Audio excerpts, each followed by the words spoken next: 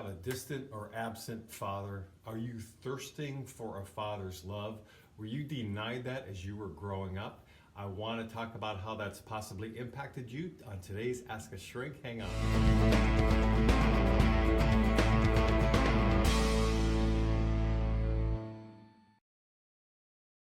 So oftentimes there's a bit more of a focus on the relationship with our mother because we came out of their bodies, because they nursed us, because they're there more in terms of physical proximity to us as we're growing up. For a variety of reasons, there can be more focus oftentimes on the mother. However, mothers and fathers are equal in terms of how they can impact us in varieties of ways. Today, I want to talk about the impact of having a father who was either totally absent or very distant or gone in some level, and you were thirsting for a relationship with him, but you didn't have the words for it, and you maybe didn't even know it at the time. We see much more clearly in today's society, in today's world, how not having a father, being raised in a one-parent household, can have a tremendous impact on a child, and not for the better. Usually not having a father around, the impact can be more negative than positive because we're missing out on that link, on that connection, on that role modeling that oftentimes we do need.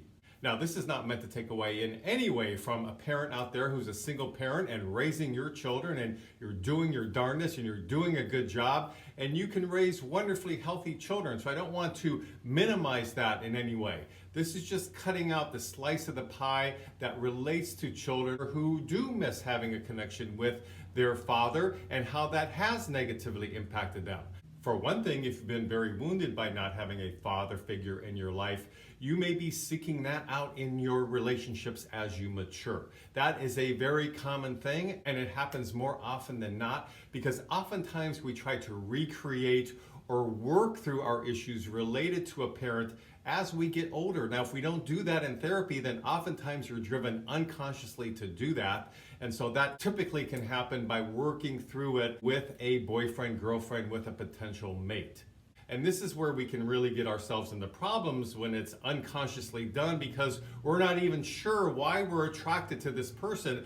But in reality, the meaning ties into the wounding that was done by the father-son or father-daughter relationship. For a male child, if there's no role model there, then you're not sure as a male child growing up if you're sufficiently masculine or not. What does that mean? What are you trying to achieve? How do you become a dude, whatever that means to you? How do you relate to the opposite sex if you're heterosexual or the same sex if you're gay? There can be a lot of confusion around this because there wasn't a father there sufficiently in your life. They may have been physically there, perhaps, but if they're physically there and not emotionally available, then you really don't have a father relationship. I know for me personally, there was a father in the household. I had my dad around my entire life, but there was little to no relationship with this man. He was emotionally distant, not able to communicate in any meaningful way. I certainly didn't know his feelings about anything, and there certainly was no guidance from him. So I, in essence, had no father figure, even though there was this physical person around called my dad. Now, for me personally, it also affected my sexual orientation to some degree because I so identified with my mother. Now, that ties in more to emotional incest, and you can click up above for a link about that if you're curious about how emotional incest can play out in a child's life. But by not having a father there to come in and quote unquote rescue me from my emotionally smothering mother, and the lack of a father figure can impact us in so many ways, including what I'm talking about right now. Sometimes children with an absent father, especially sons, tend to need to develop their masculinity a little bit over the top. They need to be showy and obvious about it because they're trying to compensate on some level for their insecurity about not having a father around. They can feel less emotionally secure and have a diminished sense of self on some level because they don't have a father who's guided them through life, somebody they've attached to in that way. I've also done a YouTube video on healthy attachment issues, and those are very important to be aware of because if we don't attach with a parent, then that is something that is lacking, and we compensate for that lacking in varieties of ways, usually unhealthy ways. A kid who's raised in this way can have lots of self-loathing, self-hatred, and not know what to do with their feelings about it because, in essence, they want to talk to a male role model about this with their father, but he's not available. So they keep a lot of it in, internalize it, and that leads to such things as depression and anxiety and so on. This can then affect school life, and there's problems sometimes with learning and behavior issues in school. And approximately 70% of students who drop out of high school do not have a father figure in their life.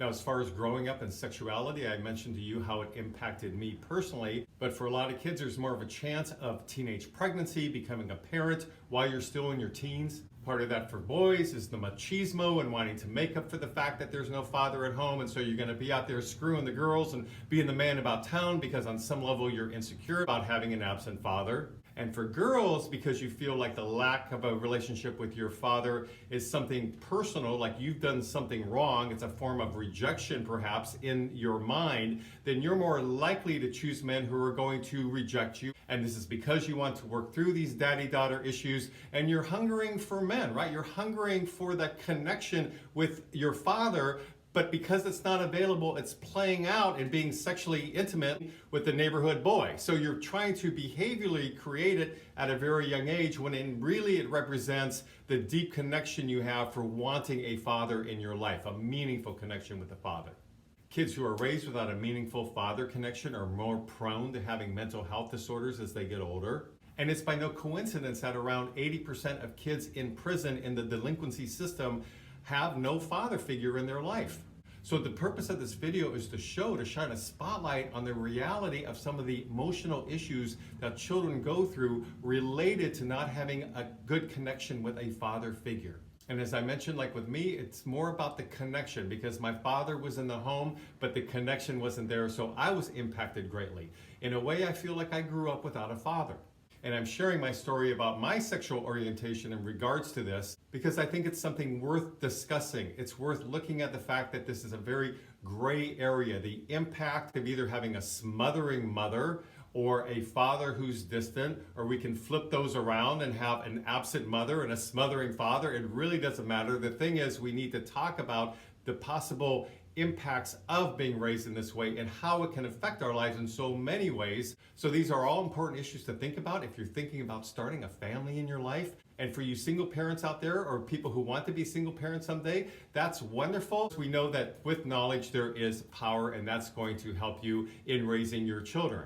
So I hope this video has been helpful to you. Please leave me some comments below if maybe you're a single parent, or maybe you were raised similar to me, or maybe you had a great dad but you had divorced parents so you just didn't get to see him that often. Whatever it is, all these things are worth talking about. Please leave me some comments below if that's something you'd like to share. Please subscribe to my mental health YouTube channel if you like these kind of videos. And until next week, this is Brad Shore signing off.